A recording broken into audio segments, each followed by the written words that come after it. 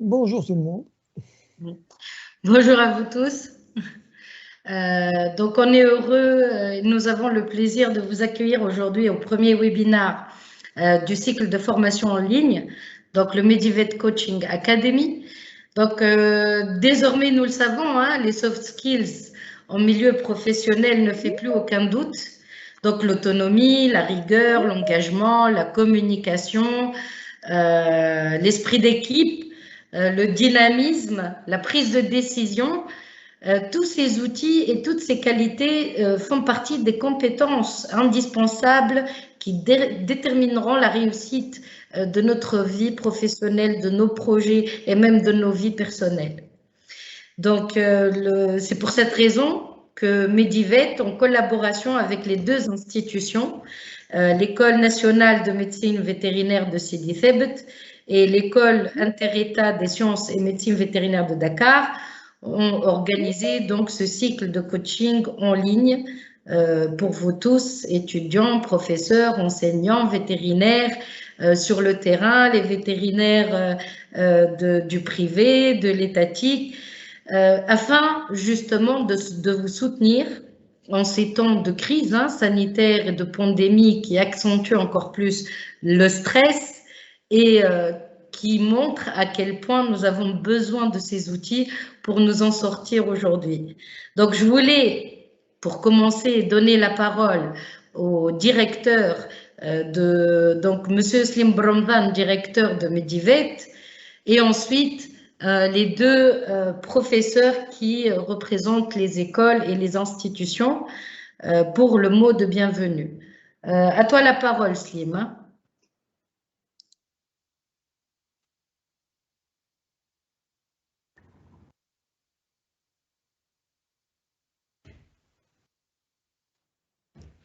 Slim, on n'arrive pas à t'entendre, hein?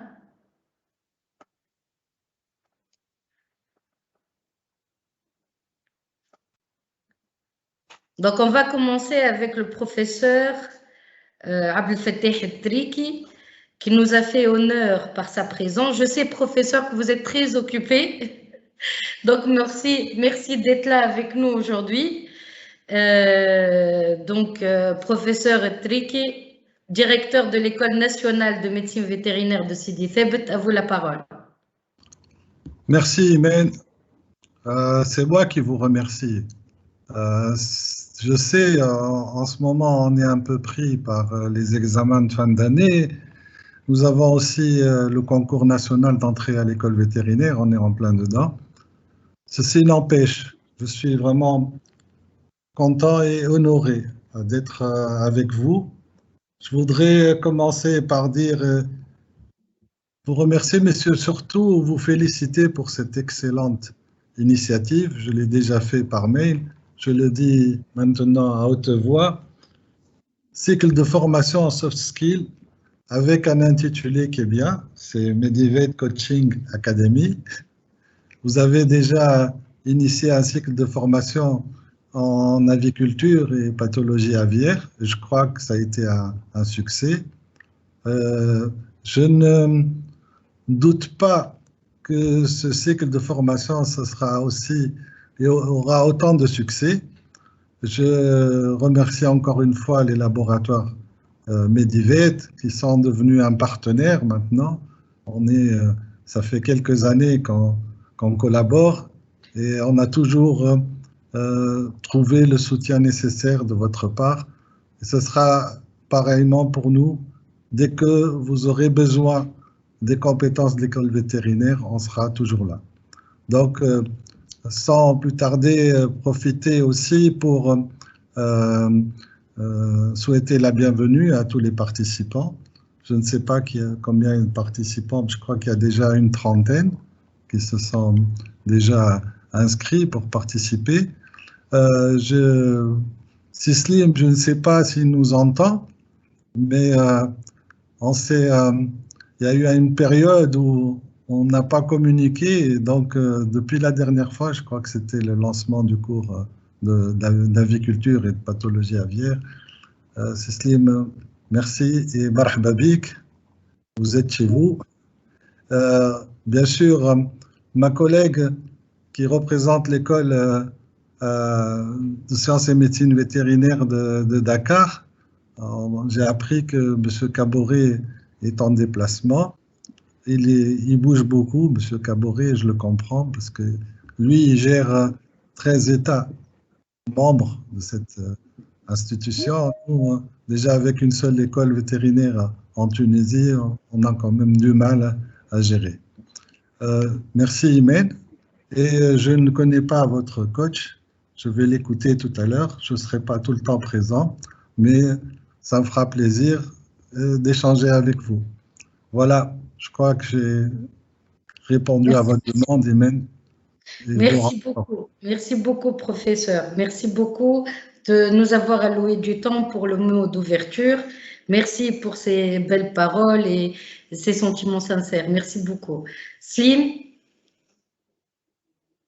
Je suis bien là, Imen. J'ai oublié d'activer mon micro, en fait, donc il n'y a pas de souci. Écoutez, le digital est vraiment extraordinaire. Moi, je ne suis malheureusement pas au bureau, donc je vous contacte à travers mon mobile. Donc, je suis réellement honoré et ravi d'être parmi vous aujourd'hui. Donc, merci, professeur Triki, pour vos mots qui sont extrêmement touchants. Et nous partageons les mêmes sentiments et le même engagement envers notre partenariat avec l'école de Sidi Theb ainsi que celle de Dakar. Donc, je tiens à souhaiter la bienvenue à nos nombreux participants. Donc, je suis agréablement surpris de voir que ce premier webinaire du Medivet Coaching Academy a déjà attiré autant de participants. Donc, c'est réellement de bon augure. Donc, moi, pour vous dire la vérité, ce thème a été discuté à maintes reprises avec professeur Triki, professeur Kaboré. On a souvent parlé, en fait, de la notion de soft skills, et de cet aspect qui manque malheureusement encore au niveau de des écoles vétérinaires. Donc aujourd'hui, c'est vraiment une consécration et c'est un jour très important pour Medivet et pour les deux écoles parce que c'est un cycle innovant. C'est la première fois, je pense, que ce type de cycle est lancé dans la médecine vétérinaire.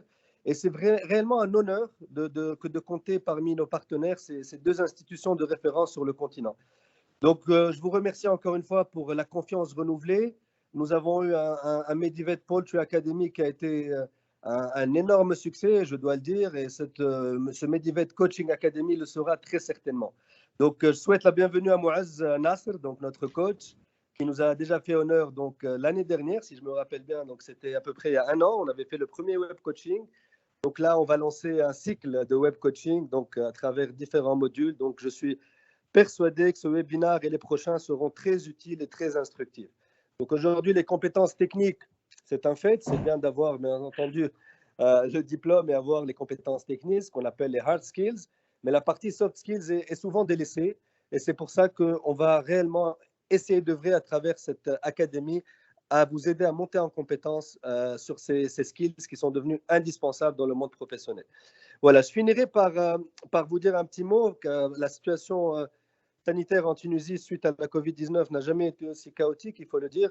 Donc, je tiens réellement à ce que chacune et chacun de vous, en Tunisie, mais aussi en Afrique subsaharienne, prennent le maximum de précautions et j'espère que cette crise sanitaire sera derrière nous au plus vite. Ça devient réellement extrêmement contraignant et on espère que tout le monde, en tout cas, en sortira indemne. Voilà, je m'arrêterai là. Je cède la parole à notre cher coach. Je ne sais pas, Imen, si professeur Yamino, je pense, de Dakar est disponible. Sinon, je vous laisse attaquer le web coaching. Merci à tout le monde et excellent coaching.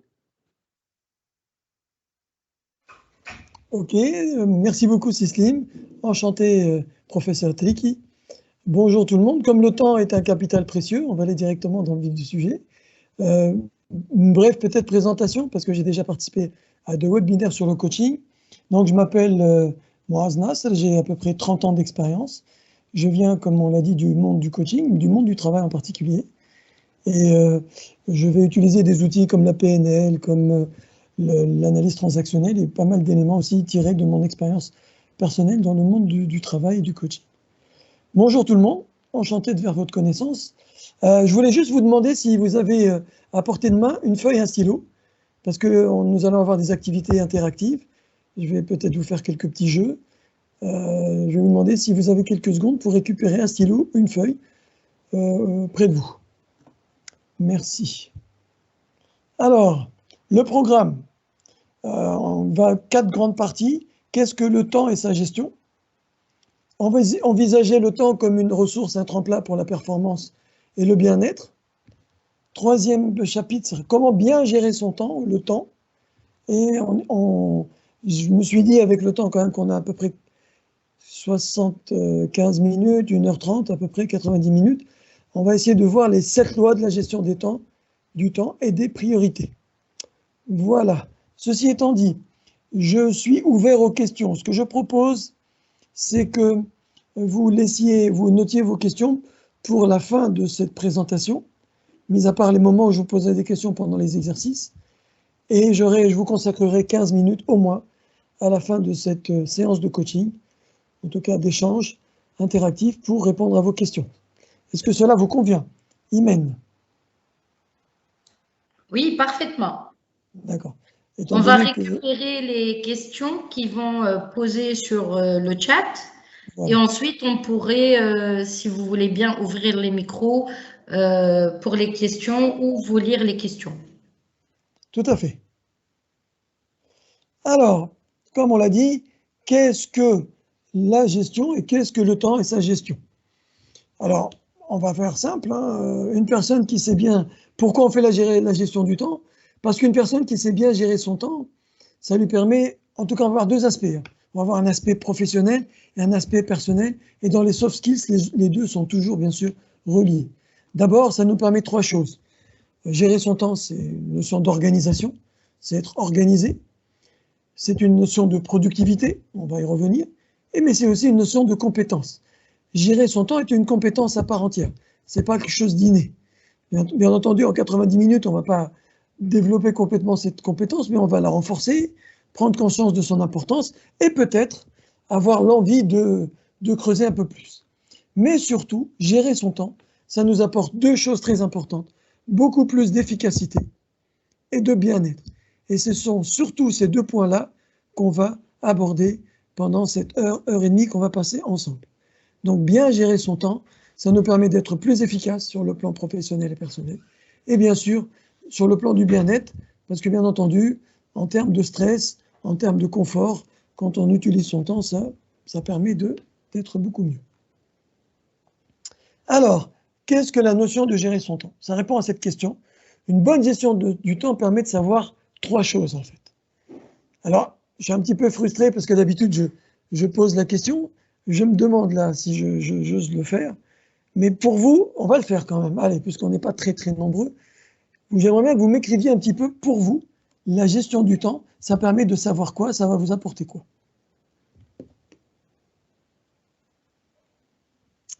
C'est une question ouverte, si vous voulez écrire vos... Alors, je regarde.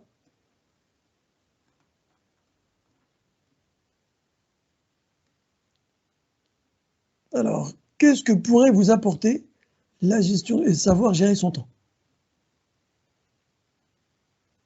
Je vous invite à écrire sur les messages les bénéfices d'un atelier sur la gestion du temps pour vous.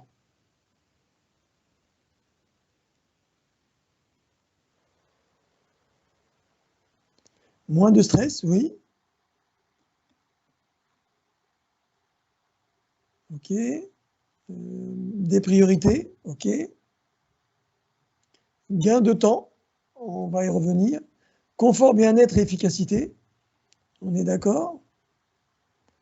Gain économique, ok. Intéressant.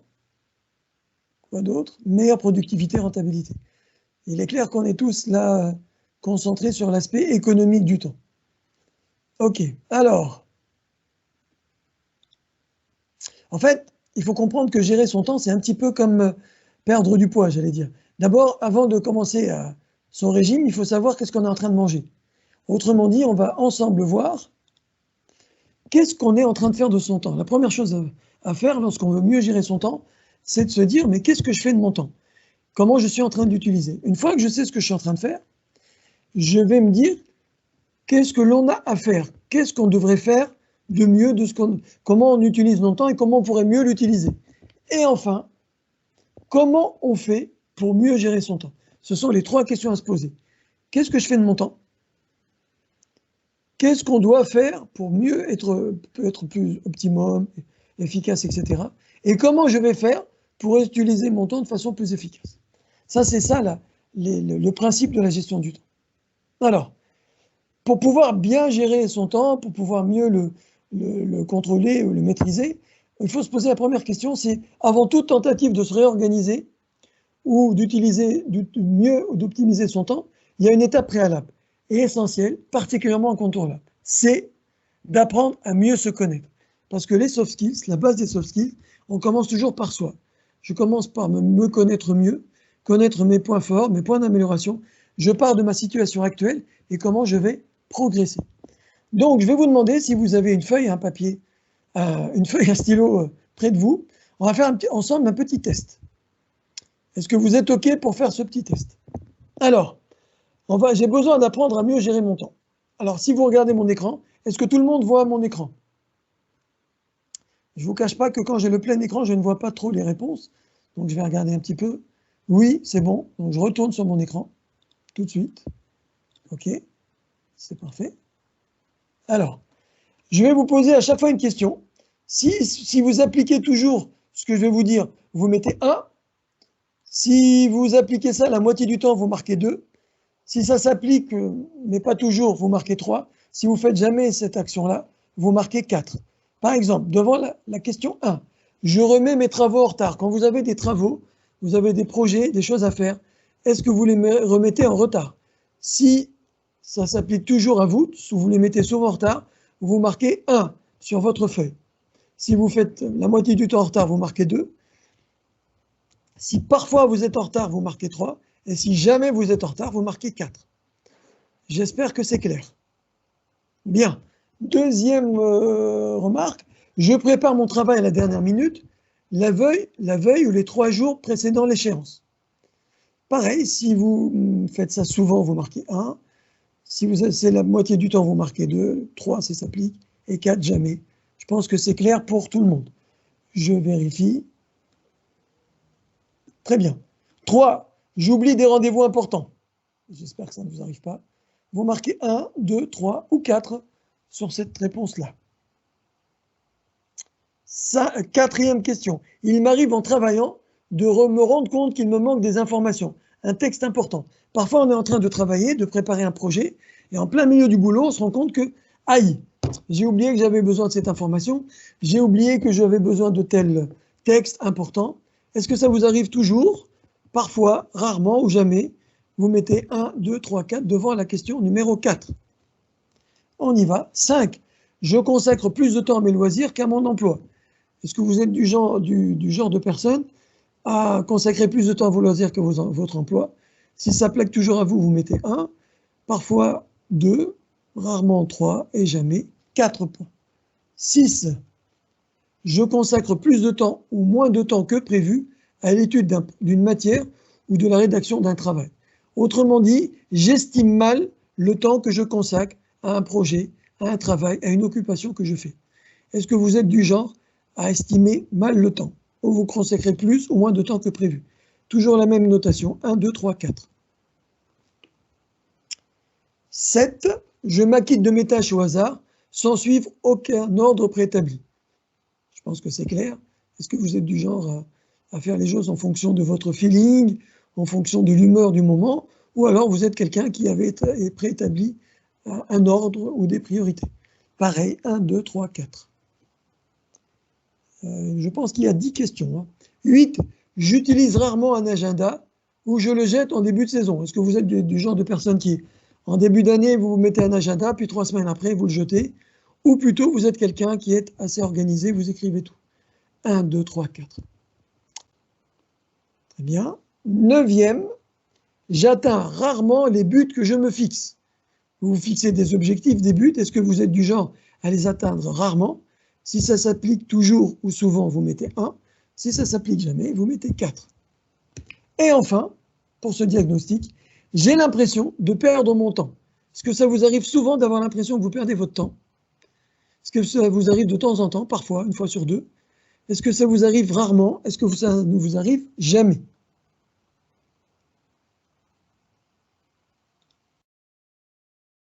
Très bien. Alors, je vais vous demander de faire les comptes, de faire la somme. Des points que vous avez accumulés sur ces 10 questions et je vais vous donner le résultat en fait. Je vais vous donner le résultat. Je vous laisse faire les comptes. On va faire beaucoup de calculs aujourd'hui. Hein. Je vous préviens tout de suite, avec la gestion du temps, on va beaucoup calculer. Alors, vous avez le principe du pouce. Je sais que vous êtes nombreux, mais c'est sympa de faire le pouce. Si c'est OK, vous me faites un petit plus. Dès que je vois j'ai une grande majorité d'OK, je passe à la suite.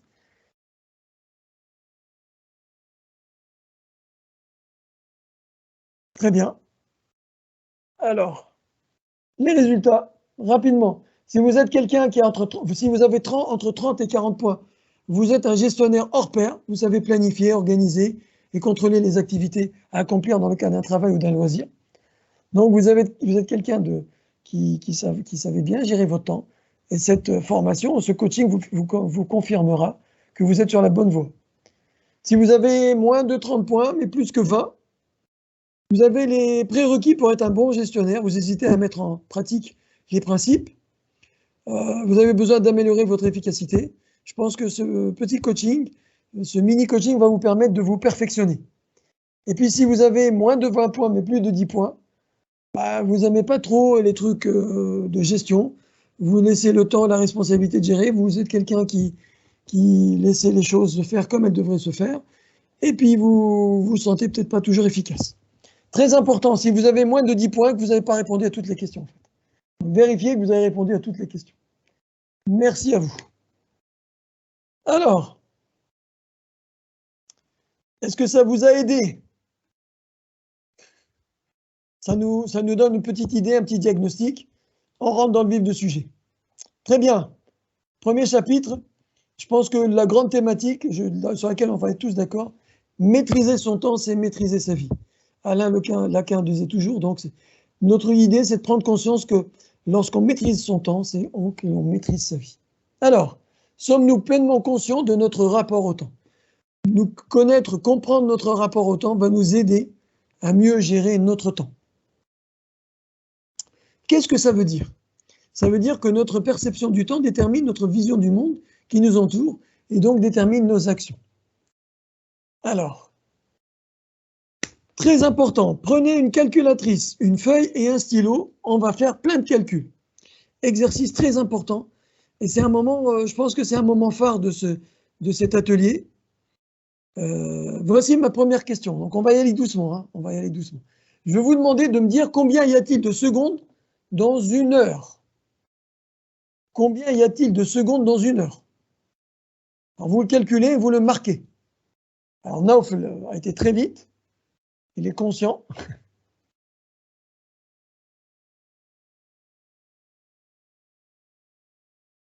Très bien. Ok, 3600 secondes dans une heure. Maintenant, ma question, c'est combien y a-t-il de secondes dans une journée? Dites-moi combien y a-t-il de secondes dans une journée?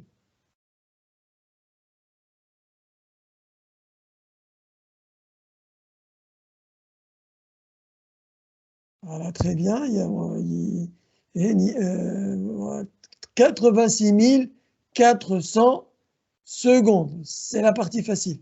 Maintenant, j'ai besoin de savoir combien y a-t-il de secondes dans une année. Bon courage les amis, je veux tous les chiffres.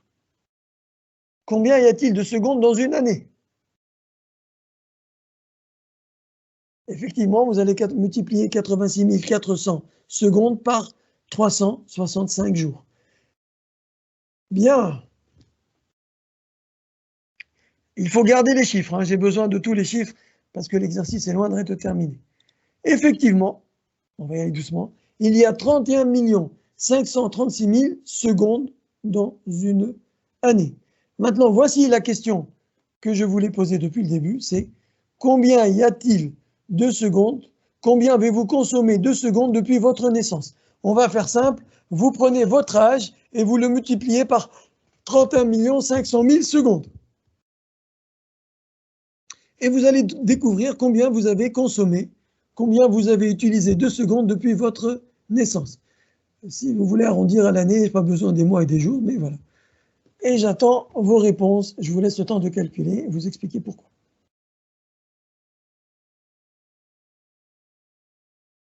On a des jeunes ici quand même, hein. Il y en a qui sont à moins de...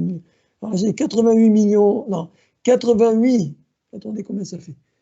Ah oui, il y a du chiffre là. Ça chiffre. Ah oui, ça chiffre. Ça chiffre. Je ne vais pas vous faire peur. Est-ce que vous réalisez combien vous avez consommé de secondes jusqu'à ce jour? Ouais. Alors la question qui se pose, c'est, imaginons quand même que ces secondes, chaque seconde soit, on va parler en euros, on va prendre une monnaie commune, euro ou dollar. Imaginez que chaque seconde consommée, c'est $1 que vous avez consommé. Ça fait pour certains quand même, ça dépasse le milliard, voire 1,5 milliard, etc. Donc, chaque seconde, si le temps était de l'argent, vous auriez consommé des centaines de millions, voire 1 ou 2 milliards d'euros ou de dollars. Le problème, c'est que le temps, à la différence de l'argent, il n'est pas récupérable. L'argent, à la limite, vous pouvez le placer, vous pouvez le perdre et après retravailler pour en gagner. Mais est-ce que vous pouvez, si vous avez le choix aujourd'hui, retourner en arrière, récupérer ce temps perdu? Ou ce temps, en tout cas, consommé. Donc l'idée ici, c'est de prendre conscience de ça. Je vais vous partager avec vous une vidéo de Mohamed Ali Clay, notre grand boxeur, Mohamed Ali, et je vais vous demander d'écouter attentivement ce qu'il dit du temps.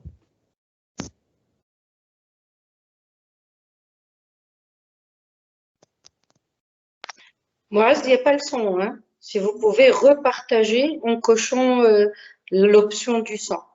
Ok, toujours parfait. C'est fait, merci. Yeah.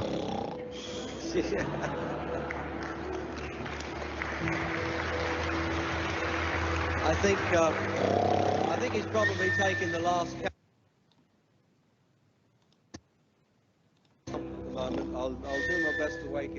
Juste dormir, c'est tout ce que je ferais. Non, quand je prendrai ma retraite, je ne sais pas vraiment. J'aimerais dire quelque chose ici, et ça vous fera peut-être tous réfléchir. La vie n'est pas très longue. Disons que la personne moyenne ici a 30 ans. Si vous avez 30 ans, vous avez été éveillé et actif environ 7 ans. Comment puis-je le prouver? Ajoutez toutes les 7 à 8 heures que vous avez dormi par nuit pendant 30 ans. De ces 30 ans, la nuit dernière, quand vous êtes allé au lit, et vous vous êtes réveillé ce matin, vous ne vous souvenez de rien. Donc vous avez été inconscient pendant environ 8 ans sur ces 30 ans. Vous avez dormi environ 8 ans, ok?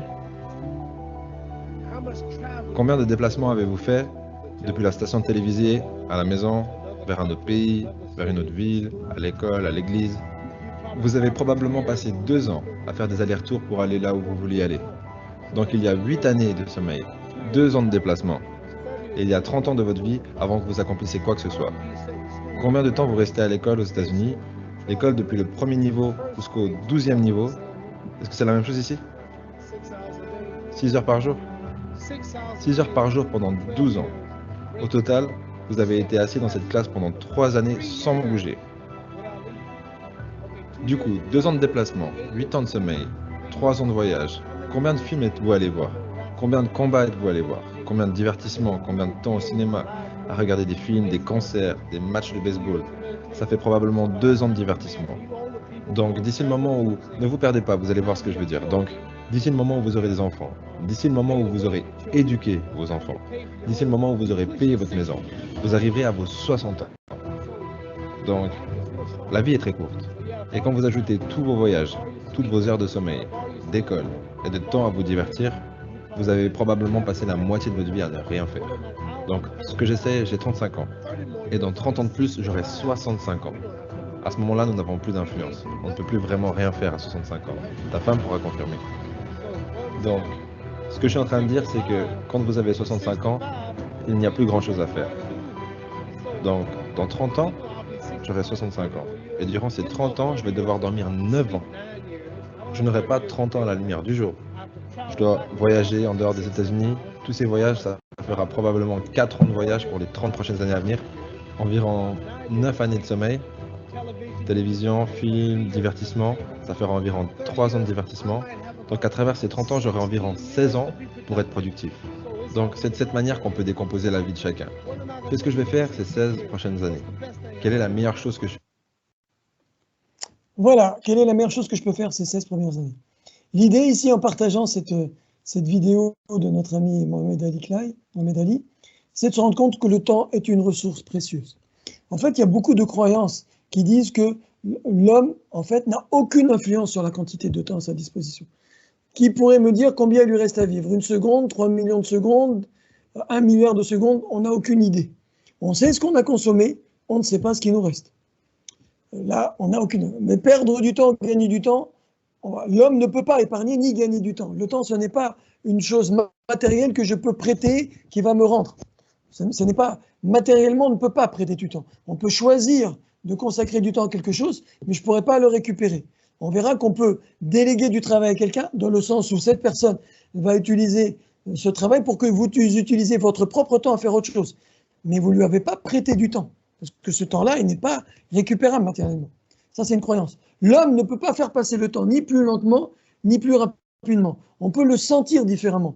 On peut être à un moment faire une activité où on est avec des personnes, on est à l'aise avec eux, donc on a le sentiment que le temps passe vite. Le lendemain, on a l'impression qu'une heure passe beaucoup plus longtemps parce qu'on est avec une personne avec qui on n'aime pas, ou on fait une activité qu'on n'aime pas. Tout ça, c'est du ressenti. Ce qu'on peut faire par contre, c'est qu'on peut employer son temps différemment. On a une influence sur cela. On peut décider d'employer notre temps différemment. Et surtout, l'homme a une notion subjective du temps. Il a de l'influence sur cela. Ça veut dire qu'il peut décider de ressentir le moment d'une façon différente. Pour résumer, je dirais que le temps, c'est quoi? Le temps, ce n'est pas de l'argent, c'est la vie. En fait, si vous n'avez plus de temps, excusez-moi pour l'expression, c'est que vous êtes mort. Le temps, c'est la vie. C'est tant que vous êtes vivant, c'est que vous avez du temps. Dès que le temps s'arrête, c'est que vous n'êtes plus là. La question n'est pas est-ce que j'ai du temps ou pas, c'est comment je vais décider, comment je vais utiliser le temps qui me reste, sachant que je ne sais pas combien de temps il me reste. Encore plus, ça serait une mauvaise plaisanterie en disant dans cette période de Covid. Mais ce que je veux dire par là, c'est prendre conscience que le temps est une ressource. Ce n'est pas une contrainte. Beaucoup de gens disent « Oh, le temps, j'ai pas le temps. » Non, non, non. Nous n'avons pas un problème de temps, mais nous avons un problème de priorité. C'est ça un peu le challenge aujourd'hui que j'essaie de partager avec vous. C'est que arrêtez de croire que le temps est un problème. Le temps est un cadeau du ciel, puisque si nous sommes vivants, c'est que nous avons cette chance que la nature, Dieu, comme vous voulez, nous donne cette opportunité de vivre des expériences sur cette belle planète. Nous n'avons donc pas un problème de temps, de priorité. Le temps, voici l'équation du temps. Le temps, c'est priorité fois énergie canalisée. J'ai souhaité vous mettre ça en équation parce que je trouve ça un peu plus cartésien. Qu'est-ce que j'entends par là? En fait, le temps, c'est quoi? C'est choisir ce qui est important pour nous, ce qui est prioritaire pour nous, et d'y mettre l'énergie nécessaire. Bien souvent, on est fatigué en fin de journée parce qu'on a canalisé de l'énergie dans des choses qui n'étaient pas prioritaires. Et on se retrouve obligé, on se retrouve sans énergie au moment où on doit faire des choses qui étaient prioritaires. D'où la suite, c'est qu'est-ce qui est prioritaire? Qu'est-ce que c'est de cette notion de priorité? Parce que déjà, cette notion de temps, j'ai pas le temps, j'ai pas assez de temps, le temps est une contrainte. Réfléchissez, est-ce que c'est une contrainte? Ou est-ce que c'est un cadeau? Est-ce que c'est une ressource? Lorsqu'on a une ressource, et surtout lorsqu'elle est précieuse, c'est comment utiliser au mieux cette ressource. C'est comme si aujourd'hui je vous dis, écoutez, je vous dis d'avance, je vous ai donné 1000 dinars, 1000 euros, 1000 secondes. Tu sais qu'il te reste 1000 secondes. Je peux vous assurer que si vous savez qu'il vous reste 1000 secondes, ça fait beaucoup moins qu'une heure, vous allez peut-être les utiliser d'une manière totalement différente. On va être sympa, vous avez 86 400 secondes. Allez, je vous les donne. Cadeau, c'est sûr, vous les avez. Vous dites si après, qu'est-ce que... vous allez réfléchir avant d'agir, comment je vais utiliser mes 86 400 secondes. L'idée, c'est de se dire, je vais remplacer par je n'ai pas le temps, par j'ai fait des choix. J'ai fait des choix. J'ai fait le choix de faire ça au lieu de ça. J'ai pas le choix, c'est ce qu'on va voir maintenant. Est-ce que j'ai vraiment le choix? C'est la question qu'on se pose tous. Est-ce que j'ai vraiment le choix? Moi, ce que je me pose comme question, est-ce que vous avez justement, je pense que ça me paraît intéressant, est-ce que vous avez des questions? J'aimerais partager avant d'avancer avec vous sur ça. Alors, peut-être, Imen, si tu veux me partager avec moi une ou deux questions, des participants, ça serait avec plaisir. Imen? Oui. Alors, comme avant de passer au prochain chapitre. Oui, pour l'instant, il n'y a pas de questions sur le chat, juste des réflexions. Hein. Comme Hen, il a dit, donc il faut la traduire en français pour que tout le monde puisse comprendre. Le temps est comme une épée, si tu le... J'allais dire, moi, c'est un peu... Si on ne lui donne pas le respect qu'on lui doit, il nous coupe comme une épée coupe une branche. Le temps peut avoir un effet coupant sur nous, ça peut tout s'arrêter si on ne sait pas comment l'utiliser. Je pense que maîtriser sa vie, maîtriser son temps, c'est une bonne expression, et c'est vrai. Pas de questions alors? Il n'y en a pas? J'avance? J'avance. Oui, moi, allez-y. Ok. Alors, on va faire une activité encore. Alors là, par contre, c'est une compétition. Je vais vous mettre en compétition. J'espère que tout le monde est concentré. Là, je vais vous demander de prendre une feuille de papier. Et là, je vais tester votre efficacité. C'est-à-dire que je vais vous donner un travail à faire, des travaux à faire, 24 tâches, que je vais chronométrer en 2 minutes 30. Vous allez avoir 2 minutes 30 pour faire le maximum de tâches. Alors, je prépare mon chronomètre. Ne vous inquiétez pas. Alors, est-ce que c'est clair? Je demande tout d'abord, est-ce que c'est clair pour tout le monde? Est-ce que ce que je demande est clair?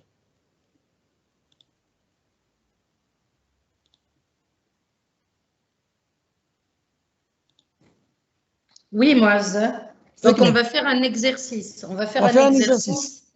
Voilà, de 2 minutes 30. Et ceux qui n'ont pas de papier peuvent écrire sur le chat ou obligatoirement feuille, papier, stylo? Je préfère ou alors sur l'ordinateur, mais on n'écrit rien sur le chat. D'accord. Donc, que le papier et stylo. D'accord. Voilà. Ou un ordinateur, ou sur l'ordi à côté, bon, pour qu'ils puissent regarder. Non, non, c'est quelque chose de personnel. D'accord? Très bien. Voici. Alors, attention, je vais mettre top chrono. Attention. Est-ce que vous êtes prêts? Alors, moi, mon téléphone s'est fermé. Écoutez, c'est parti. Voici donc les 24 tâches. Vous les lisez, vous les mettez en pratique. Je vous donnerai le temps qui reste.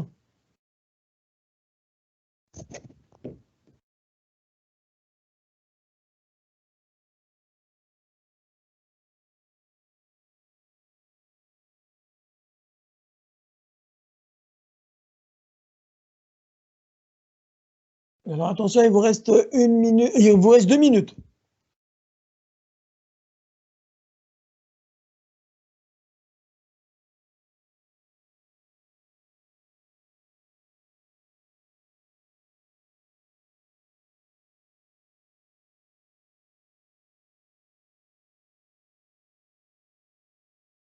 Il vous reste 1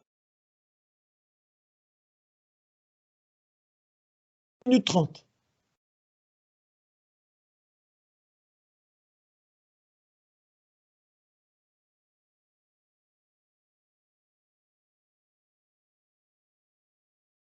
Il vous reste 1 minute 15. Qui sera notre champion de cet après-midi? L'objectif est faire un maximum de tâches.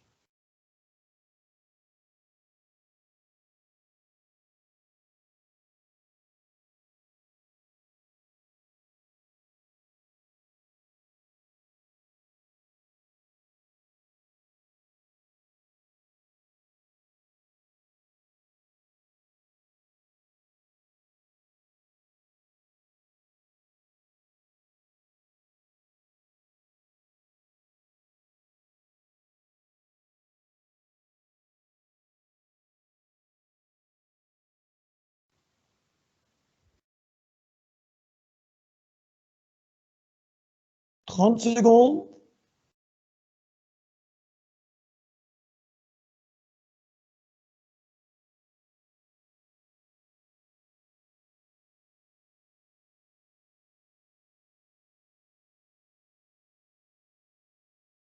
10 secondes, les amis. 9. 5. Bien. OK. Alors, je vais vous demander, et je vais remettre le slide, de compter le nombre de tâches que vous avez accomplies. Calculez-moi le nombre de tâches que vous avez fait. Je vais juste vous remettre le slide pour compter le nombre de tâches que vous avez fait. D'accord? Je vous donne 20 secondes comme ça pour calculer le nombre de tâches. Alors, il y en a qui vont profiter pour en finir d'autres peut-être, mais il vous reste calculer le nombre de tâches que vous avez fait. Je vous laisse encore 5 secondes pour calculer.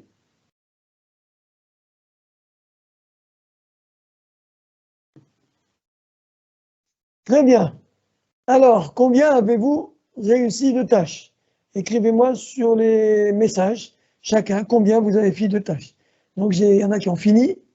Imen a souri.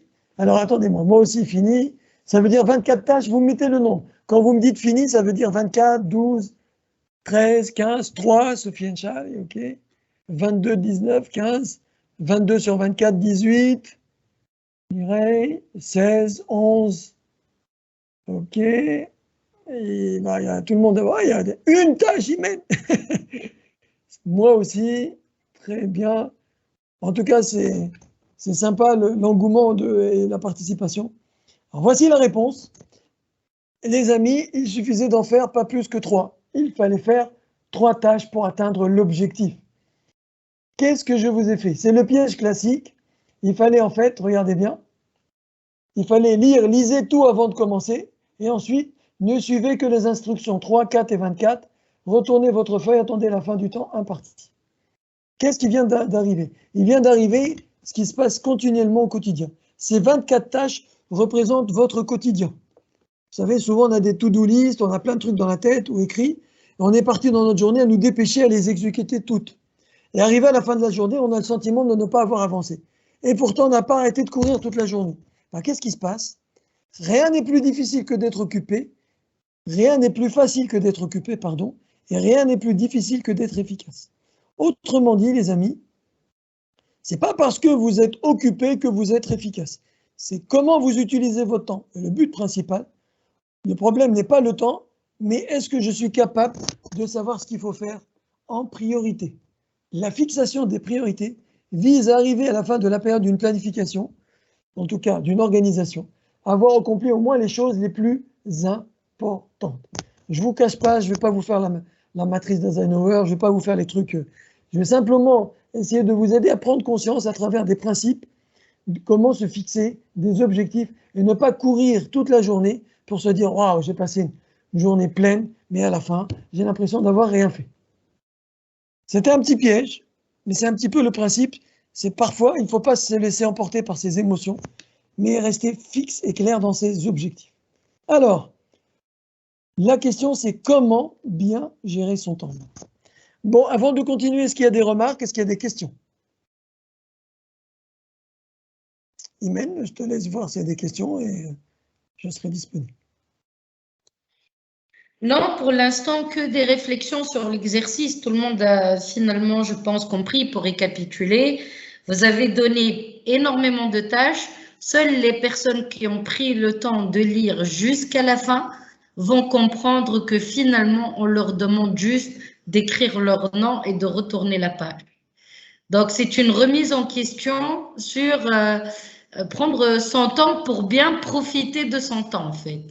C'est exactement ça. Tellement il est précieux et il n'est pas récupérable qu'il vaut mieux prendre de son temps et pour profiter de son temps. J'aime beaucoup ton expression. La tournure. La tournure de l'expression, j'adore. Bah oui. Très bien. Alors moi, ce que je me propose, comme il nous reste à peu près une demi-heure, c'est de partager avec vous. J'ai beaucoup réfléchi en me disant, qu'est-ce que je peux faire d'utile pendant ces pratiquement 75 minutes que je passe avec vous, 90 minutes. Je me suis dit 2-3 choses. La première, prendre conscience que le temps, c'est vraiment, j'espère que j'y suis arrivé, que le temps est quelque chose d'extrêmement précieux, d'extrêmement rare et qu'il faut en profiter tant qu'on en a encore devant nous. La deuxième, c'est de se rendre compte que bien souvent, on se laisse emporter par nos émotions. Et on verra ça dans un prochain coaching, l'intelligence émotionnelle, comment prendre le dessus et utiliser ses émotions à bon escient. Et bien entendu, sortir quand même avec des outils, des lois, plus que des outils, sur la gestion des priorités. Parce que finalement, on n'a pas un problème de temps, on a un problème de priorité. Quelles sont les 7 lois de la gestion des priorités du temps? Alors, la première loi que j'ai voulu partager avec vous, alors voici les 7 lois tout d'abord. Il y a la loi de la bonne chose à faire, la loi de la clarté, la loi de l'anticipation, la loi de la priorité des priorités, la loi de la hiérarchisation, la loi de la procrastination créative et enfin la loi de l'action immédiate. On va les voir une par une.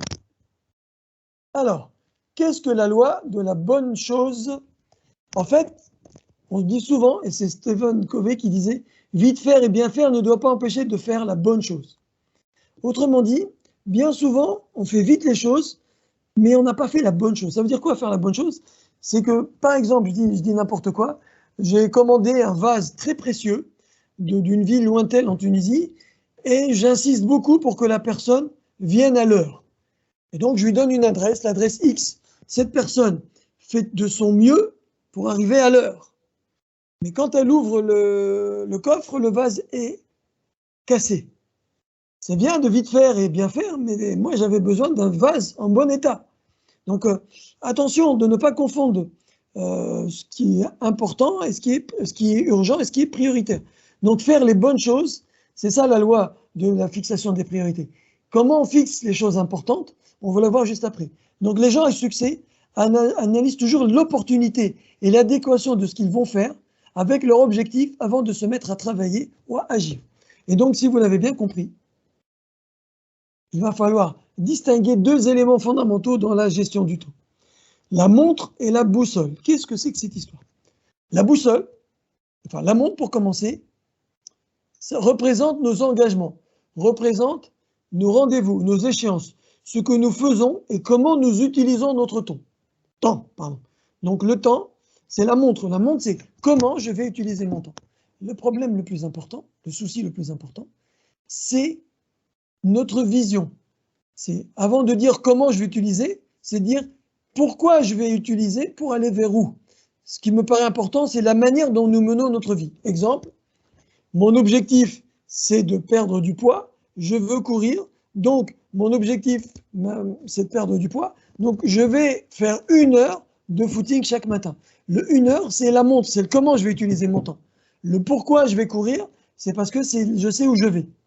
Donc, toute l'astuce, c'est d'avoir toujours devant nous la boussole en premier. Ça représente nos valeurs, nos principes, notre mission, notre conscience. Pour quand on a utilisé notre temps, on se sent bien. Dit, j'ai bien utilisé ma journée parce que j'ai le sentiment que le temps que j'ai utilisé dans la logique de mes objectifs, de mes valeurs. Mon temps est utilisé comme je le souhaitais moi. Pas j'utilise mon temps et je me dis après finalement, est-ce que j'ai bien fait de faire ça? Et donc, la logique de ce que je vous dis, un truc assez connu, mais je reviens dessus, c'est assez basique, c'est les objectifs, ce qu'on appelle les objectifs SMART. Je ne vais pas parler de valeurs, principes et tout aujourd'hui, mission, mais les objectifs SMART, c'est une orientation. Si je vais dans la logique, on n'a pas un problème de temps, on a un problème de priorité. Et si je vais dans la logique, ce que je dois faire en priorité, ce qui est important. Comment je sais ce qui est important? Eh bien, ce qui est important, c'est ce qui me permet d'atteindre mes objectifs SMART. Qu'est-ce qui est un objectif SMART? C'est un objectif spécifique. Ça veut dire quoi spécifique? Ça veut dire qu'il est détaillé, qu'il est clairement rédigé, clairement ciblé, et toute personne qui le lit ou qui l'entend doit savoir exactement ce que vous devez atteindre. Vous-même, vous savez exactement ce que vous voulez atteindre. Mesurable, à la fois qualitativement et quantitativement, ça veut dire un objectif qui peut être évalué en termes de résultats. Quand je dis qualitativement, ça veut dire je veux devenir, par exemple, directeur ou responsable de ma société, ça c'est un objectif qualitatif. Je veux perdre 10 kilos, je veux faire tel chiffre d'affaires, c'est un objectif quantitatif. Les deux sont mesurables, c'est-à-dire je vais te demander ta fiche de poste, est-ce que tu as eu le poste? C'est quelque chose qui est vérifiable et mesurable. Accessible, atteignable et vérifiable, c'est-à-dire que mon objectif peut être réalisé grâce à mes compétences, à mes ressources et à ma sphère d'influence ou d'exercice. Un objectif SMART, c'est aussi quelque chose qui est, bien entendu, rattaché à votre contexte. Alors, contexte. Beaucoup de personnes connaissent R comme réaliste, réalisable. Ici, on est dans du coaching. C'est-à-dire que un objectif dans mon développement personnel doit être attaché à ce qu'on appelle de l'écologie. Je ne vais pas me fixer un objectif qui va être non écologique pour moi. Ça veut dire quoi, non écologique? Qui va me faire du mal, qui va être contre-productif pour moi ou pour des personnes proches de mon environnement. Ça veut dire un objectif qui se rattache à votre contexte, qui s'applique à votre rôle actuel et est clairement relié aux responsabilités de votre principale mission ou rôle ou valeur de vie. Et enfin, bien sûr, très important, un objectif est toujours temporel. Ça veut dire assorti d'un calendrier bien défini. Vouloir perdre du poids n'est pas un objectif. Vouloir perdre 10 kilos d'ici la fin du mois, c'est un objectif parce que, alors est-ce qu'il est réaliste, après on verra, mais en tout cas, il est spécifique, il est mesurable, il est accessible et vérifiable, et bien entendu, il est mesurable en termes de temps. On peut vérifier tout ça. Voilà un petit peu la notion de la loi numéro 1 qui nous dit la loi de la bonne chose à faire est définie par la boussole et l'objectif SMART. Si vous avez des questions, notez-les, je reviendrai vers vous en fin de présentation. Vous pouvez utiliser ce format pour tout type d'objectif, qu'il soit professionnel ou professionnel. Voici 2 exemples d'objectifs SMART personnels. Je veux participer à la course de semi-marathon du Mégara du 21 octobre de 21 km, le 15 août, ça c'est un objectif. Je veux maigrir de 16 kg et réduire mon indice de masse corporelle pour le faire passer de 27 à 24 avant le 30 novembre. C'est un objectif SMART. Je veux maigrir n'est pas un objectif SMART. Je veux réussir n'est pas un objectif SMART.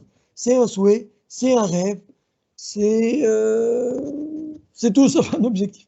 Et bien entendu, ça risque de ne pas être très énergisant pour le réaliser.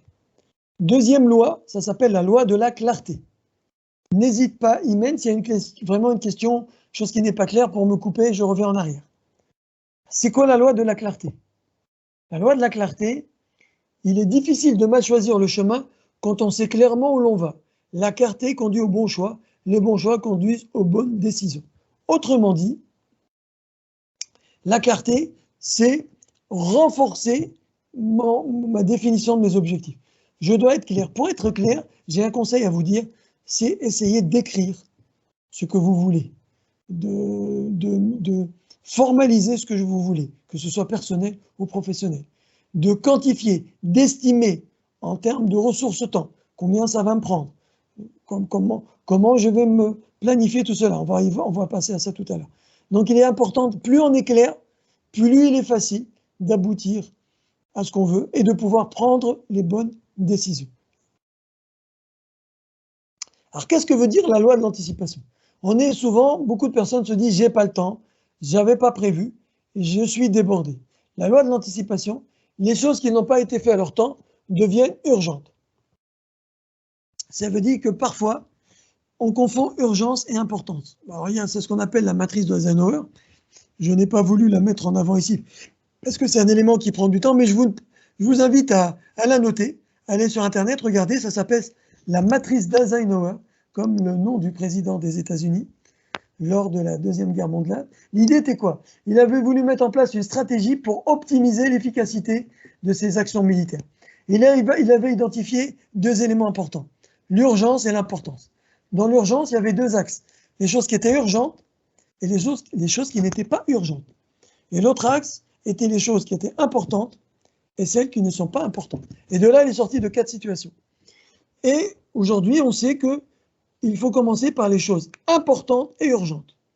Ensuite, on voit les choses importantes qui ne sont pas urgentes. Ensuite, les choses urgentes, mais pas importantes. Et on finit par pas urgent, pas important. Ce que je veux dire par là, c'est que bien souvent, si on se consacre uniquement aux urgences, c'est qu'on a perdu de vue les choses importantes. C'est quoi une urgence? C'est quelque chose qui devait être fait à temps, qui n'a pas été fait à temps. Donc, elle a été mal planifiée. Donc, je n'ai pas su bien gérer mon temps. Bien entendu, il y a toujours des imprévus. Les imprévus représentent, je vous dis une statistique, quelqu'un de bien organisé a quand même 20% d'imprévus. Mais comme j'ai prévu qu'il y avait des imprévus dans 20% de ma journée, donc un imprévu ne me dérange pas, puisque je l'avais prévu. Ce que je veux dire par là, je n'ai pas prévu ce qui allait arriver, mais j'ai prévu que je pouvais consacrer du temps à ce que je n'avais pas prévu qui pouvait s'arriver. J'espère que je n'ai pas compliqué les choses. Ceci étant dit, Quand même un tout petit peu, hein, pour les lois de priorité, quand même un tout petit peu. En fait, Mouaz, si je peux récapituler, choisir, c'est céder aussi. Hein. Faire des choix de priorité, c'est céder et renoncer à ceux qui ne sont pas prioritaires, en tout cas pour l'instant. Savoir faire des concessions. Voilà. Alors, oui, c'est exactement ça. Je vais prendre un exemple un peu personnel. Supposons je dis n'importe quoi, mon patron m'a donné un boulot que je dois finir. Il arrive à 5 heures l'après-midi, il arrive avec un truc de dernière minute, il me dit demain, il faut que tu me remettes ce rapport à 8 heures du matin. Moi, j'ai prévu de regarder le match de la Ligue de la Coupe d'Europe ce soir.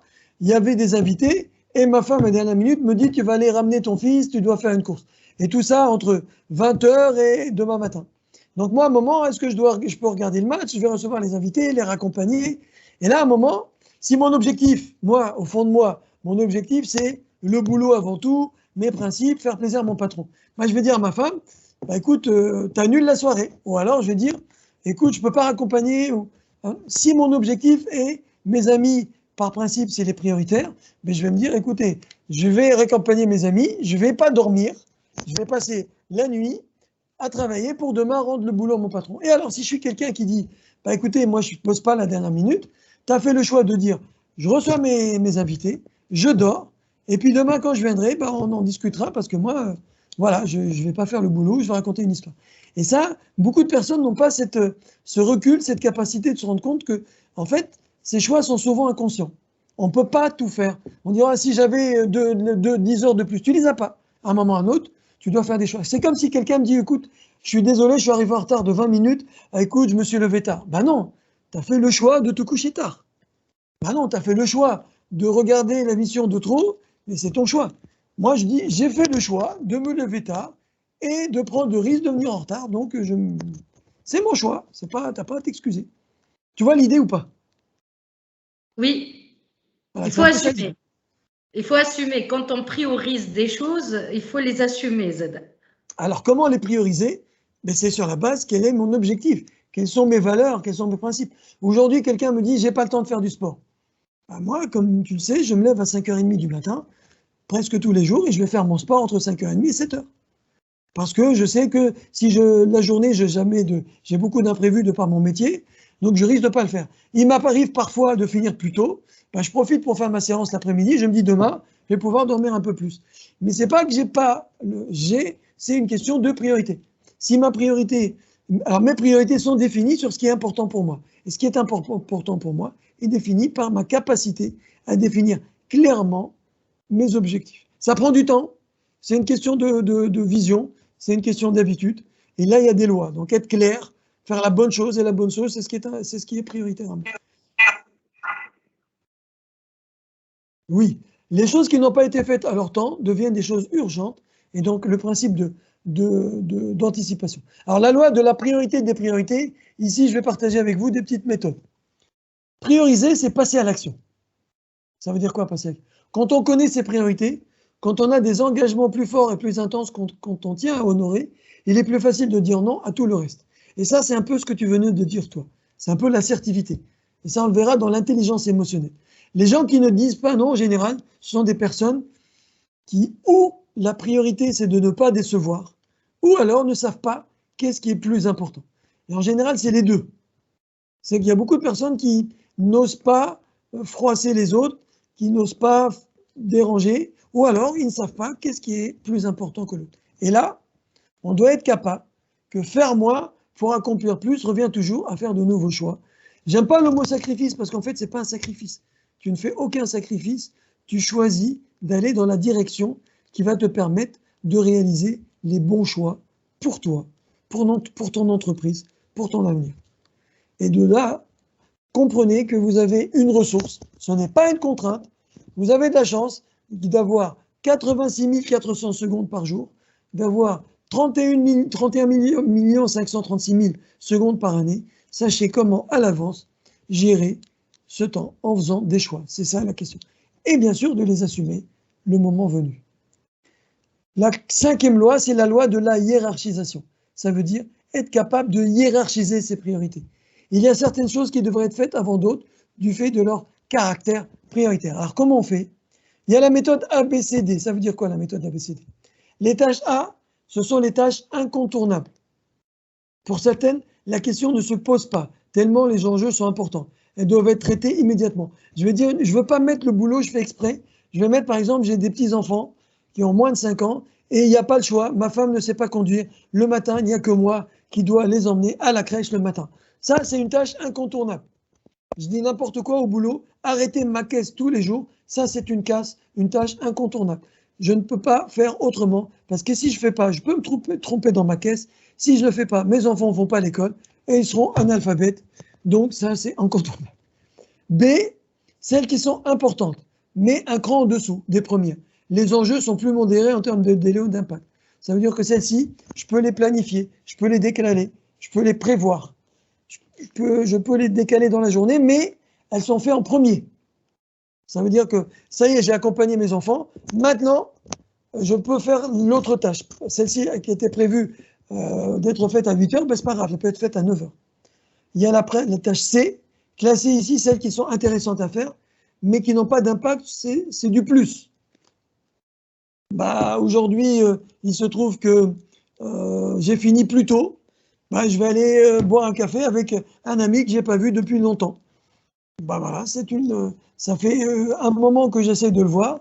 Et ben, je vais lui dire, écoute, ce mercredi, je sais que je vais finir plus tôt parce que, je ne sais pas moi, le projet va se terminer plus tôt. Bien, je vais te placer un rendez-vous. Et enfin, celle éliminée. Alors, elle est éliminée. Là aussi, je m'étais beaucoup posé de questions.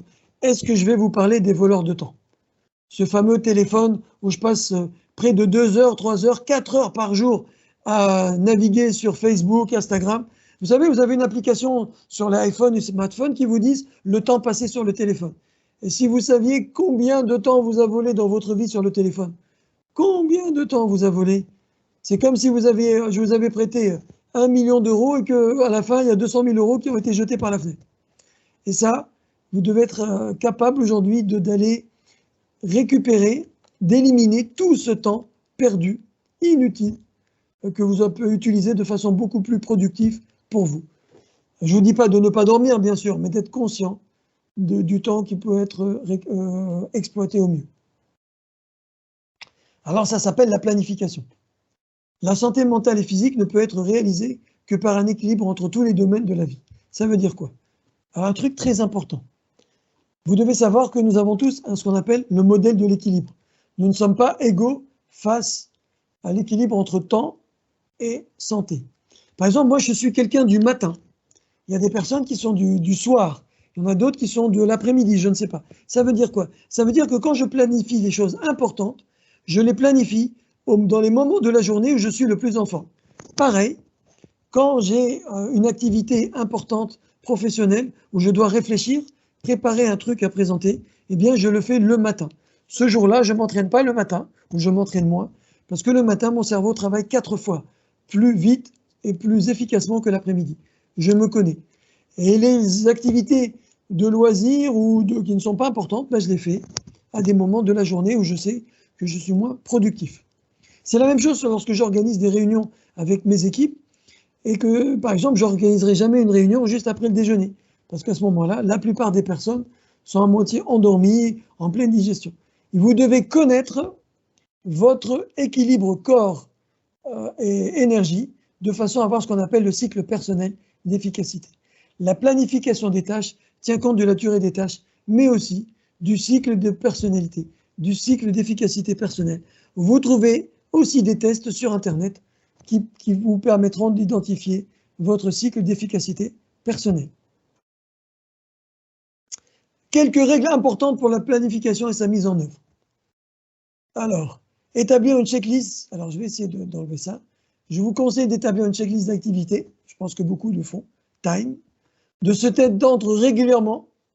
C'est important de ne pas bosser non-stop. Ce qu'on conseille toujours, c'est toutes les 1 heure, 1 heure et demie de faire une petite pause pour organiser ses pensées, pour prendre du recul, pour se rendre compte parfois que on a commencé une tâche, qu'on a pris beaucoup plus de temps que prévu et que peut-être elle ne méritait pas.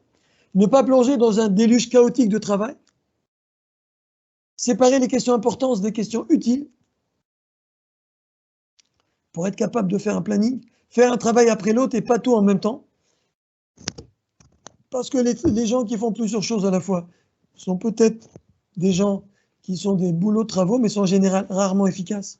Ne pas se laisser interrompre, ça veut dire terminer les travaux importants, ou du moins les tâches partielles. Ça veut dire que parfois, avoir le courage de dire, écoute, laisse-moi les 10 minutes, après je serai à toi, parce que si tu coupes et tu reviens, tu es obligé peut-être de reconsacrer beaucoup de temps.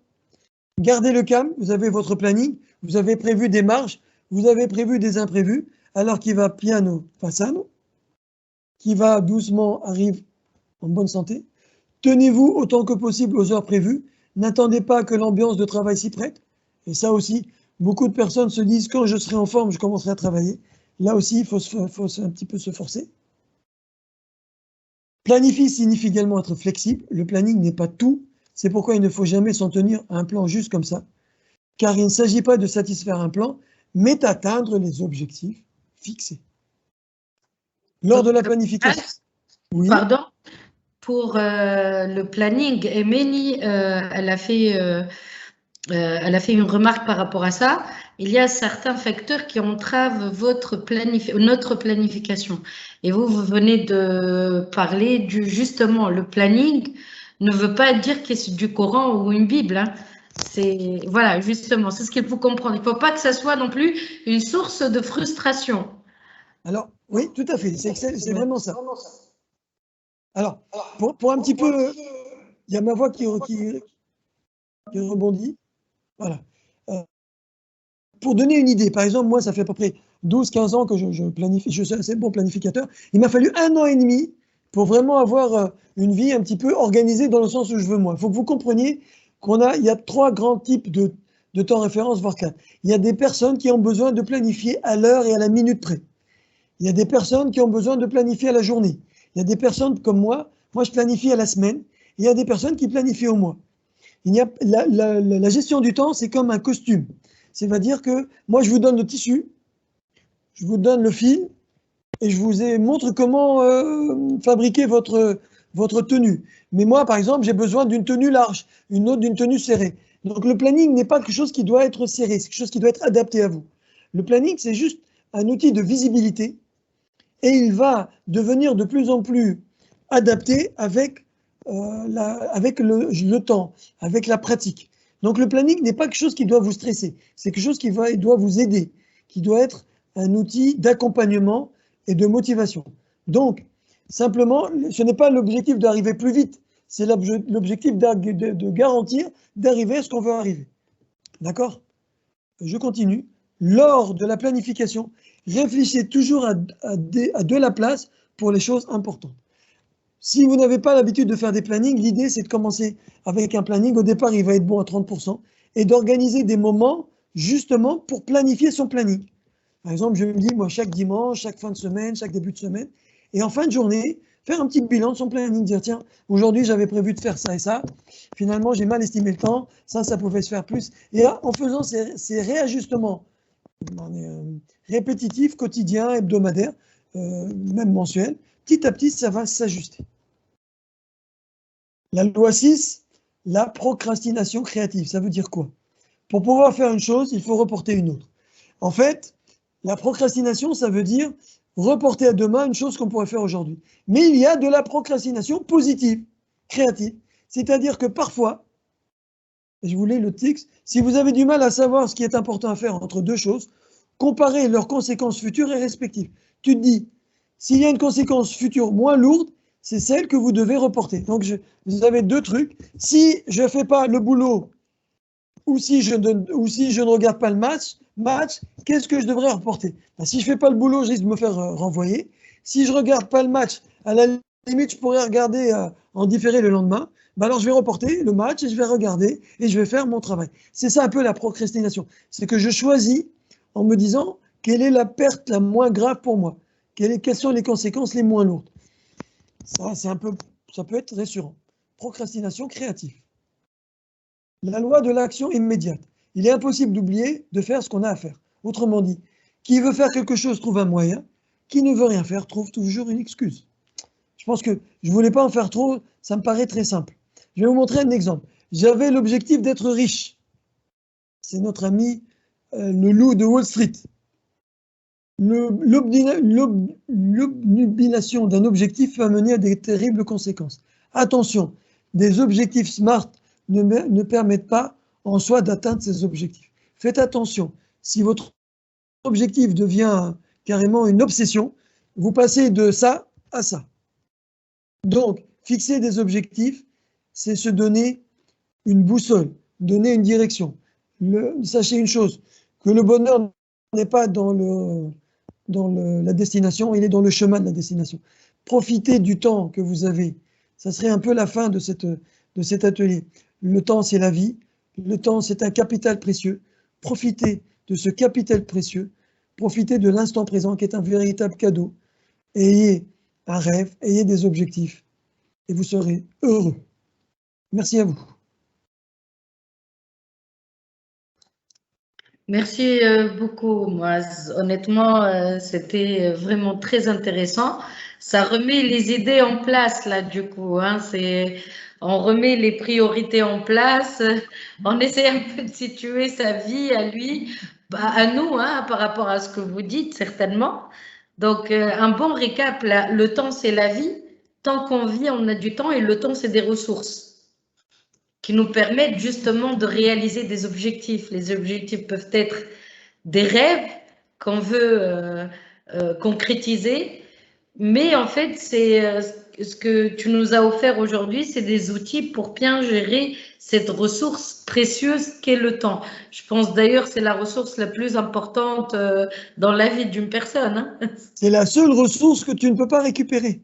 Ben oui, c'est la seule. En fait, en regardant, l'argent est récupérable. Tu peux rejouer, tu peux retravailler. D'ailleurs, la vie, c'est normal. Dans une vie normale, on peut gagner beaucoup, perdre et regagner. Mais le temps, tu peux pas. On peut faire du maquillage, on peut faire du. Mais réellement, c'est irrécupérable. Par contre, on peut l'utiliser au mieux pour vivre au mieux le temps que nous avons. Réellement, peut-être je veux ajuster. J'ai vraiment donné des outils. J'ai voulu vraiment faire prendre conscience de ce cadeau précieux que nous donne la vie. Et les principes que chacun pourra utiliser dans sa vie de tous les jours. Après, les outils, chacun peut aller rechercher ou développer. J'ai voulu exploiter au mieux la ressource que tu m'as donnée. Alors, je suis ouvert aux questions. Même si on peut donner la parole, ça peut être sympa. J'aimerais bien entendre quelques questions directes. D'ailleurs, j'ai ouvert les micros, donc tout le monde tous les participants peuvent activer leur micro.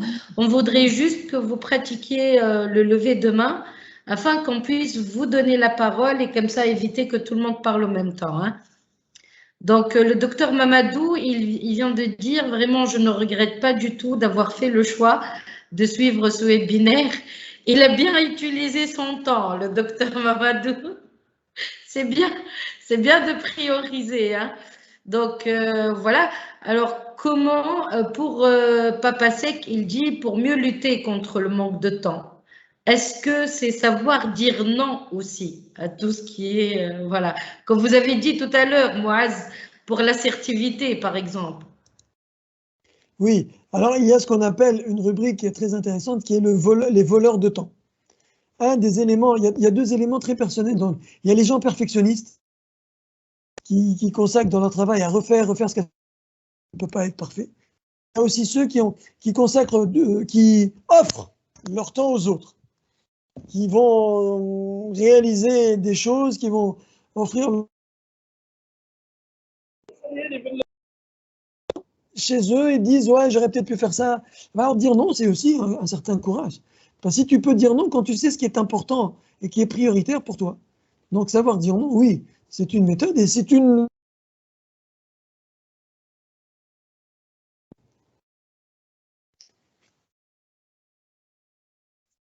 Oui. Moi, on a perdu la voix vers la fin. Hein. Je pense que ça a coupé de ton côté. La voix, on a perdu ta voix vers la fin. Ça s'est coupé à quel moment? Enfin, je disais que non, oui, c'est une vraie compétence à développer et que c'est très généreux de vouloir toujours répondre positivement aux demandes des autres, notamment, mais c'est aussi être généreux et ami avec soi-même, d'être capable de dire « ça ne correspond pas à des choses importantes pour moi » et je dois dire non, c'est pas dire pas à dire aujourd'hui, c'est vrai que je suis invité à faire ça, mais j'ai d'autres engagements et la première occasion viendra vers toi. Et être capable d'être aimé. J'ai vu des mains qui se lèvent. Merci, Moaz. Oui, elle dit que c'est très complexe entre le travail, la vie personnelle et les objectifs d'avenir. Parce que dans les trois, j'imagine ce qu'elle voulait dire, que pour le travail, il y a des priorités, pour la vie professionnelle, il y a des priorités, personnelles aussi, et aussi on a des objectifs dans l'avenir. Comment rallier et prioriser entre ces trois, on va dire, priorités en même temps? J'ai vu que tu as partagé la matrice d'Eisenhower. C'est toi, Imen, ou quelqu'un d'autre? Tu m'entends? Oui, c'est moi, oui. Parce que tu en as parlé, donc je l'ai partagé, comme ça tout le monde peut la retrouver. Très bien. OK. Alors j'ai vu une question de... C'est toi qui as posé la question. Est-ce qu'il y a d'autres questions? OK. Oui, moi je veux intervenir, Imen, si possible. Bien sûr, bien sûr. Allez-y. Tout d'abord, je remercie Moaz pour cet excellent exposé, pertinent, riche, et j'ai beaucoup aimé. Juste, je voulais ajouter quelque chose. Je pense qu'il est intéressant de bien exploiter et de mieux gérer le temps, mais en même temps de bien vivre ce temps avec le minimum de stress. Ça, c'est une notion très importante parce que plus je maîtrise le stress, plus j'adore ce que je fais, j'adore les activités, ce que je fais, plus je peux faire mieux et plus rapide. Donc, ça ne sert à rien de stresser. Le stress, peut-être à petite dose, ça booste, ça donne de l'énergie. Mais si ça devient trop, ça perturbe et ça gêne beaucoup. Donc, j'ai voulu juste insister sur mieux vivre son temps, à l'aise, avec beaucoup de bonheur, même si on a raté quelque chose, même si on a fait un petit retard. L'essentiel, c'est de maîtriser cette notion. Merci, Moaz, si vous pouvez développer cette notion. Oui, en quelques minutes, je suis tout à fait d'accord avec vous sur la notion de l'intelligence émotionnelle, cette capacité à gérer ses émotions, parce que moi, je suis un peu du monde pour moi, le stress, c'est un concept qui n'existe pas. Ça veut dire que c'est pas le stress qui pose problème, c'est notre manière de vivre le moment. D'ailleurs, il y a deux éléments dans le stress, c'est le sentiment de ne pas avoir suffisamment de temps pour réaliser une tâche, ou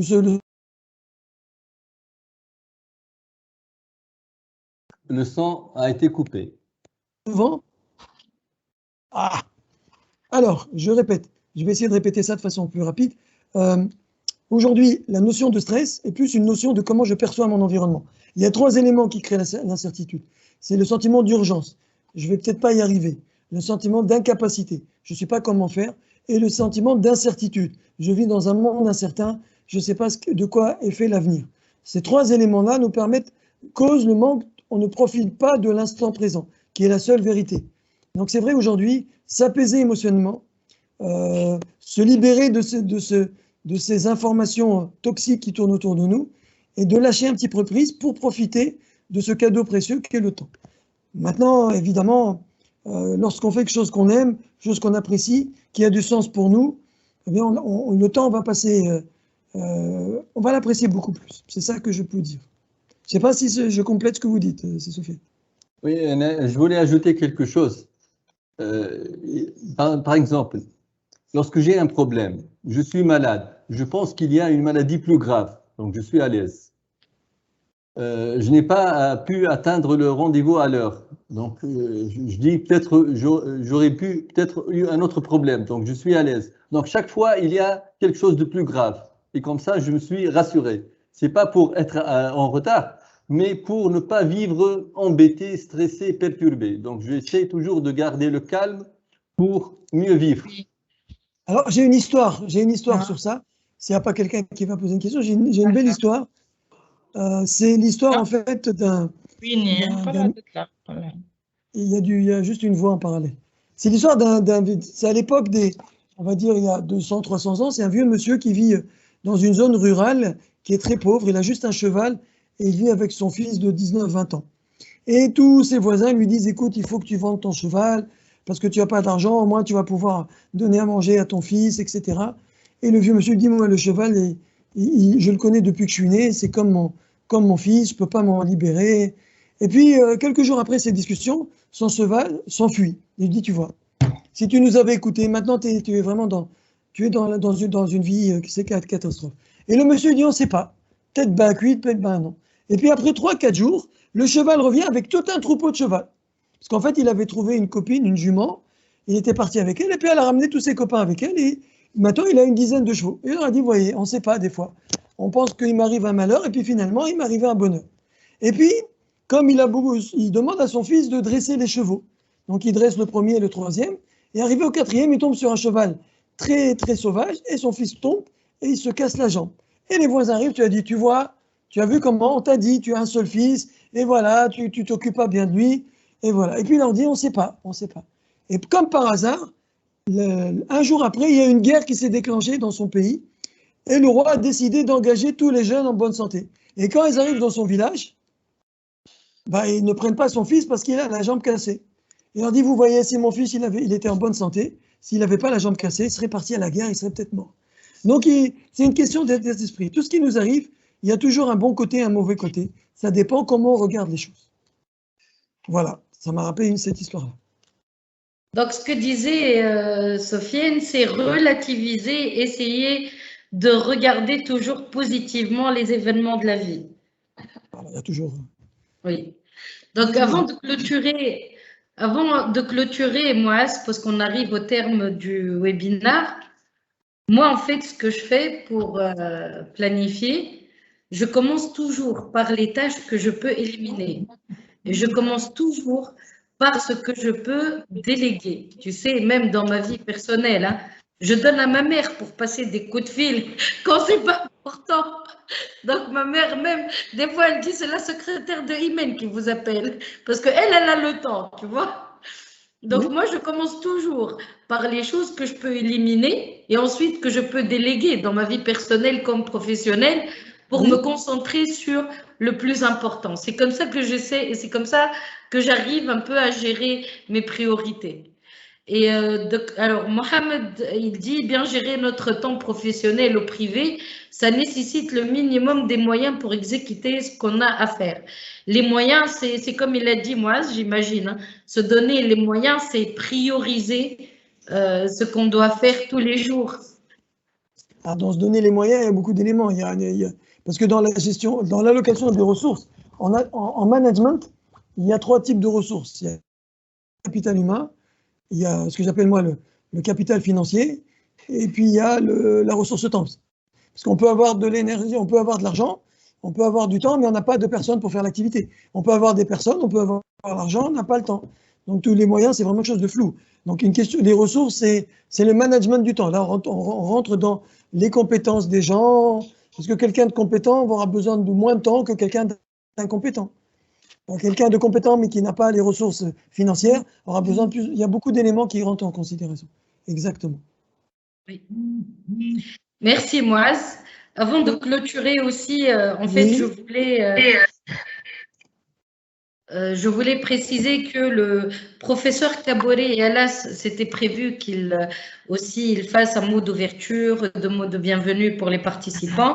Et il a demandé à ce que le professeur Yanatou Alambedji le remplace, mais malheureusement, il y a eu une contrainte technique, donc peut-être pour le prochain webinaire, et que nous avons aussi essayé d'organiser le webinaire tous les mercredis, donc ça serait des mercredis, comme ça on s'habitue que un mercredi par mois, il y a un coaching. Le prochain coaching, ça sera prévenir et gérer les conflits pour le mois de juillet, le 28 juillet. Peut-être pour l'horaire, on pourrait réajuster maintenant qu'on a posé la question aux participants. On va voir ensemble, moi, si tu es d'accord. Mais en tout cas, d'ores et déjà, vous savez que la prochaine fois, on va parler de comment prévenir déjà les conflits pour ne pas se retrouver dans une situation de conflit. Et ensuite, Moaz va nous apprendre un peu comment les gérer. Ça m'intéresse beaucoup, Moaz. Gérer les conflits, ça, c'est intéressant. C'est très intéressant. Merci à vous tous. Merci d'avoir participé. Alors, nous allons envoyer le replay à tous ceux qui se sont inscrits. Donc, continuez à vous inscrire. Merci à vous tous. Si vous voulez, tout le monde, on se fait un petit au revoir après avoir terminé. Vous pouvez ouvrir vos caméras rien que pour vous saluer. Ouais, ça serait sympa. Est-ce que tu as quelque chose à ajouter? C'était un honneur et un plaisir de participer à ce premier webinaire de cette académie et j'espère que tout le monde a pu en profiter. Ça a été enrichissant et je vous attends avec enthousiasme et impatience pour le 28 juillet pour prévenir et gérer les conflits. À très vite et bonne santé. Faites attention. Merci à vous. Merci, Imen, bonjour, merci. Ça va? Vous allez bien? Ça va bien. C'est moi. Vous allez bien? Enchanté Mireille.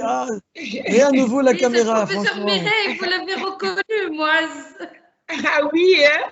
Parce que depuis le début du confinement, on a eu quand même... Elle a participé la dernière fois, le professeur Mireille. Oui, mais quand même aussi ce webinaire, c'est très intéressant pour nous, hein, parce que pour mieux nous organiser dans la journée, planifier notre temps et l'utiliser efficacement. C'est important.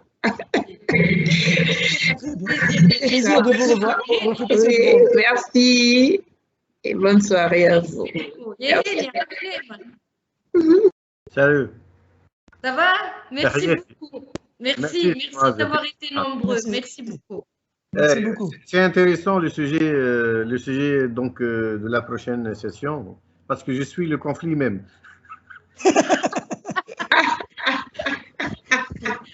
Moi, c'est un vétérinaire, mais aussi c'est mon cousin. Je peux te dire que ça l'intéresse, gestion des conflits, comme moi. Ça va, Rémi, vous allez bien? Merci d'avoir été nombreux. Hein. Merci beaucoup. Merci. À la prochaine. On apprécie vraiment. À la prochaine. Au revoir. Au revoir. Au revoir. Merci beaucoup. Merci beaucoup. Au revoir. Au revoir tout le monde.